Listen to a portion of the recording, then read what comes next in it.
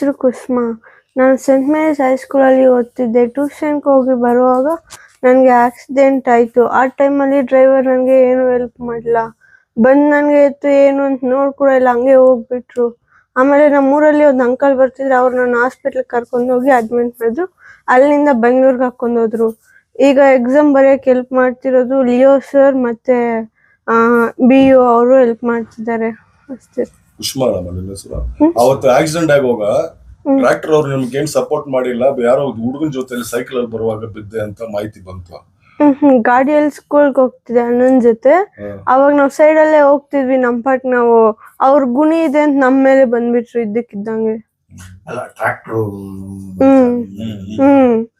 ಅವ್ರು ನಮ್ಗೆ ಟಚ್ ಆಗಿ TVS ನಾವು ಸೈಡಲ್ಲಿ ಹೋಗ್ತಿದ್ವಿ, ನಾನು ನಮ್ಮಣ್ಣ ಹೋಗ್ತಿದ್ರೆ ಸ್ಕೂಲ್ಗೆ. ಗುಣಿ ಇತ್ತು ಅಂತ ಈ ಕಡೆ ಬಂದ್ಬಿಟ್ಟು ನಮ್ಗೆ ಟಚ್ ಆಯ್ತು ಅಂತ ನಾವು ಬಿದ್ಬಿಟ್ರಿ. ಬಿದ್ದಿದ ತಕ್ಷಣ ಹಚ್ಕೊಂಡು ಹೋಗ್ಬಿಟ್ರು. ಟ್ರ್ಯಾಕ್ಟರ್ ಅವ್ರು ಅವತ್ತು ಸಪೋರ್ಟ್ ಮಾಡಿಲ್ಲಲ್ಲ ನಿಮಗೆ? ಫಸ್ಟ್ ಏಡ್ ಮಾಡೋವರೆಗೂ ಬಂದಿಲ್ಲ ಸರ್. ಒಂದ್ಸರಿನೂ ನೋಡಕ್ ಬಂದಿಲ್ಲ. ಇದು ಈಗ ಎಲ್ಲಾರು ಬಂದ್ರಲ್ಲಮ್ಮ, ದೊಡ್ಡ ಮನುಷ್ಯರಲ್ಲ, ನಿನಗೇನು ಆಶ್ವಾಸನೆ ಕೊಟ್ರು? ಮೋಟಿವೇಟ್ ಮಾಡಿದ್ರು. ಎಜುಕೇಶನ್ ಮಿನಿಸ್ಟರ್ ಬಂದು ಲೆಗ್ ಫ್ರೀ ಆಗಿ ಹಾಕ್ಸ್ಕೊಡ್ತೀನಿ ಅಂದ್ರು. MLA ಅವರು ಸ್ವಲ್ಪ ಹೆಲ್ಪ್ ಮಾಡ್ಬಿಟ್ಟು ಹೋದ್ರು ಅಷ್ಟೇ. ಈಗ SP ಸಾಹೇಬ್ರು ಬಂದ್ರಲ್ಲ, ಏನ್ ಹೇಳಿದ್ರು? SP ಸಾಹೇಬ್ರು ಇಲ್ಲ, ನಮ್ಮಿಂದ ಏನ್ ಹೆಲ್ಪ್ ಬೇಕೋ ಅದೆಲ್ಲ ಮಾಡ್ತೀವಿ, ಕೋರ್ಟ್ ಕೇಸ್ ಹಾಕಿದೀನಿ ಅಂದ್ರು ಅಷ್ಟೇ. ಅವ್ರ ಕೈಲಿ ಆದಷ್ಟು ಸಹಾಯ ಮಾಡಿದ್ರು. ನಿನಗೆ ಈಗ ಒಂದು ಕಾಲು ಆಗಿದೆ, ಒಂದು ಕಾಲು. ಯಾರು ನಿನಗೆ ಎಕ್ಸಾಮ್ ಎಲ್ಲ ಕರ್ಕೊಂಡು ಹೋಗಿ ಬರ್ತಾರೆ? ಆಂಬುಲೆನ್ಸ್ ಗೌರ್ಮೆಂಟ್ ಇಂದ ಕಳ್ಸ್ಕೊಡ್ತಾರೆ. ನಿಮ್ ಜೊತೆಲಿ ಯಾರಮ್ಮ ಬರೋದು ಎಕ್ಸಾಮ್? ನಿನಗೆ ಹೆಲ್ಪ್ ಯಾರು ಮಾಡ್ತಾವ್ರೆ ಮನೆಯಿಂದ? ಅಪ್ಪ, ಅಮ್ಮ, ತಾತ, ಅಜ್ಜಿ, ಚಿಕ್ಕಪ್ಪ.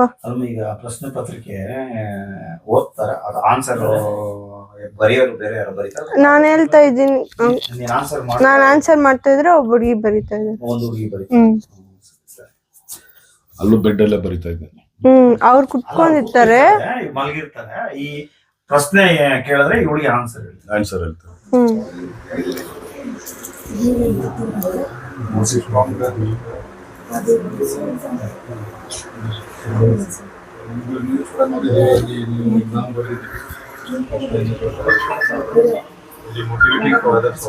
ಅನ್ಫಾರ್ಚುನೇಟ್ ಇನ್ಸಿಡೆಂಟ್, ಇದು ಆಗಬಾರ್ದು ಇತ್ತು. But you to be strong. We are with you. ನಾವೆಲ್ಲ ನಿಮ್ಮ ಜೊತೆ ಇದ್ದೀವಿ. ಸೊ ಚೆನ್ನಾಗಿ ಓದಿ. ಸೊ ನಮ್ಮ ಕಡೆಯಿಂದ ಪೂರ್ತಿ ಎಲ್ಲ ನಿಮಗೆ ಸಹಯೋಗ ಇರುತ್ತೆ. ನಾವೆಲ್ಲ ನಿಮಗೆ ಏನೇನು ಸಮಸ್ಯೆ ಇದ್ದರೆ we are like your friends. Okay, you have shown that you are a strong girl. So ಎಷ್ಟು ಕಷ್ಟದಿಂದ ಮಾಡಿದ್ದೀರಿ, but continue with that. Earn good name. ಇದು ಫ್ಯೂಚರ್ ಬಹಳ ಬ್ರೈಟ್ ಇದೆ.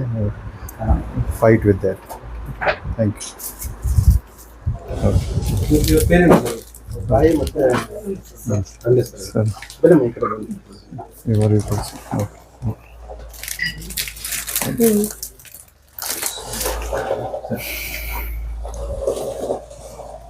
Small help from our side. Thank you. Okay. So ಏನಾದರೂ ಸಮಸ್ಯೆ ನಮ್ಮ ಕಡೆಯಿಂದ ಏನಾದರೂ ಸಹಾಯ ಬೇಕಾದರೆ ಎನಿ ಟೈಮ್ ಹೇಳಿ. ಇಲಾಖೆಯಿಂದ ಪೂರ್ತಿ ಸಹಯೋಗ ಇರುತ್ತೆ. ಇದು ದುರ್ಭಾಗ್ಯಶಾಲಿ ಇದು ಆಯಿತು, ಅನ್ಫಾರ್ಚುನೇಟ್ ಇನ್ಸಿಡೆಂಟ್. ನಾವು ಕೋರ್ಟಲ್ಲಿ ಕೂಡ ಫಾಲೋಅಪ್ ಮಾಡಿ ಅವರಿಗೆ ಮ್ಯಾಕ್ಸಿಮಮ್ ಎಷ್ಟು ಖರ್ಚಾಗಿದೆ ಪೂರ್ತಿ ಪ್ರಯತ್ನ ಮಾಡ್ತೀವಿ. ಕಾನೂನು ಪ್ರಕಾರ ಎಷ್ಟು ಸಹಾಯ ಮಾಡ್ಬೋದು ಪೂರ್ತಿ ಖಂಡಿತ ಮಾಡ್ತೀವಿ. ನಾವೆಲ್ಲ ಆಫೀಸರ್ ಮತ್ತು ಸಿಬ್ಬಂದಿ ನಿಮಗೆ ಸಹಾಯ ಮಾಡಲಿಕ್ಕೆ ಇರ್ತೀವಿ. Okay, thank you. ಇದೆ ಬಟ್ ಸುದ್ದಿ ಓಕೆ, ಸುದ್ದಿ ಎಲ್ಲರಿಗೂ ಗೊತ್ತಿದೆ. ಈಗಾಗಲೇ ನ್ಯೂಸ್ ಬಂದಿದೆ, ಅವ್ರದ್ದು ಎಕ್ಸಾಮ್ ಬರೆದಿದ್ದಾರೆ ಅವರು, ಎಲ್ಲ ಗೊತ್ತಿದೆ. ಬೇರೆಯವರು ಸಹಾಯ ಚಾಚ್ಬೋದು, ಬಂದು ಅಟ್ಲೀಸ್ಟ್ ಕಷ್ಟದಲ್ಲಿ ಹೆಲ್ಪ್ ಆಗುತ್ತೆ. ಅಭ್ಯಾಸಕ್ಕಿಂತ ಇನ್ನೊಂದು ಮಕ್ಕಳಿಗೆ ಎನ್ಕರೇಜ್ ಮಾಡಿ ಸ್ವಲ್ಪ ಆಗಿರ್ಬೋದು.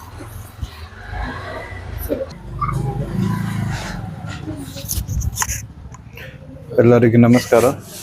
ಇವತ್ತು ನಾವು ನಮ್ಮ ಇಲಾಖೆ ಕಡೆಯಿಂದ ನಮ್ಮ KG ಪೊಲೀಸ್ ಪರವಾಗಿ ನಾವೆಲ್ಲ ಬಂದು ಕುಸುಮಾ ಇದು ಸ್ಟ್ರಾಂಗ್ ಗರ್ಲ್ ಅವ್ರಿಗೆ ಭೇಟಿ ಮಾಡಲಿಕ್ಕೆ ಬಂದಿದ್ದೀವಿ. ಈಗ ಲಾಸ್ಟ್ ಇಯರ್ ಇವ್ರದ್ದು ಒಂದು ಆಕ್ಸಿಡೆಂಟ್ ಆಗಿತ್ತು. ಈಗ ಇನ್ನು ಆಕ್ಸಿಡೆಂಟ್ ಆದ ನಂತರ ಕೂಡ ಎರಡು ಕಾಲು ಕೂಡ ಹೋಗಿದೆ. ಇನ್ನೂ ಅವರು ಎಕ್ಸಾಮ್ ಬರ್ತಿದ್ದಾರೆ. ಅದು that shows her strong will to grow.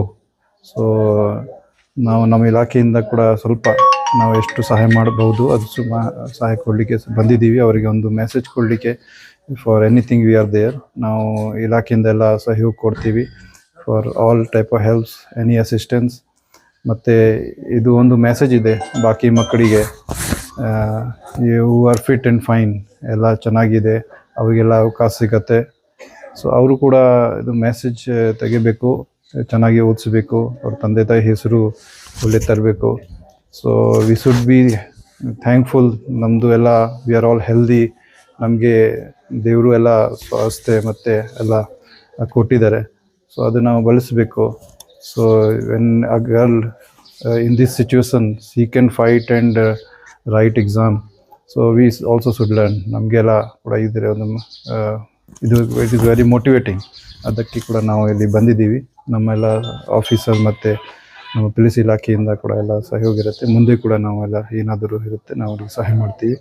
ಈಗ ಕೋರ್ಟಲ್ಲಿ ಕೂಡ ಈಗ ನಾವು ಅವರಿಗೆ ಕಾನೂನು ಪ್ರಕಾರ ಎಷ್ಟು ಸಹಾಯ ಮಾಡ್ಬೋದು ನಾವು ಮಾಡ್ತೀವಿ. ಅದು ಇನ್ಶೂರೆನ್ಸ್ ಏನಾದ್ರು ಕ್ಲೈಮ್ ಆಗಿದೆ? ಇನ್ಸೂರೆನ್ಸ್ ಕ್ಲೇಮ್ ಆಗಿಲ್ಲ. ಈಗ ಕೋರ್ಟ್ಗೆ ಟ್ರಯಲ್ ನಡೀತದೆ. ಕೋರ್ಟಿಂದ ಜಡ್ಜ್ ಅವರಿಗೆ ಎಷ್ಟು ಕಂಪನ್ಸೇಷನ್ ಅದು ಡಿಸಿಷನ್ ತಗೊಳ್ತಾರೆ. ಬಟ್ ಅದ ಪ್ರೊಸೀಜರಲ್ಲಿ ಎಷ್ಟು ಏನೇನು ಸಹಾಯ ನಮ್ಮ ಇಲಾಖೆಯಿಂದ ಇರುತ್ತೆ ನಾವು ಮಾಡ್ತೀವಿ. ನನ್ನ ಮೊಮ್ಮಗಳಿಗೆ ಆಕ್ಸಿಡೆಂಟ್ ಆಯಿತು.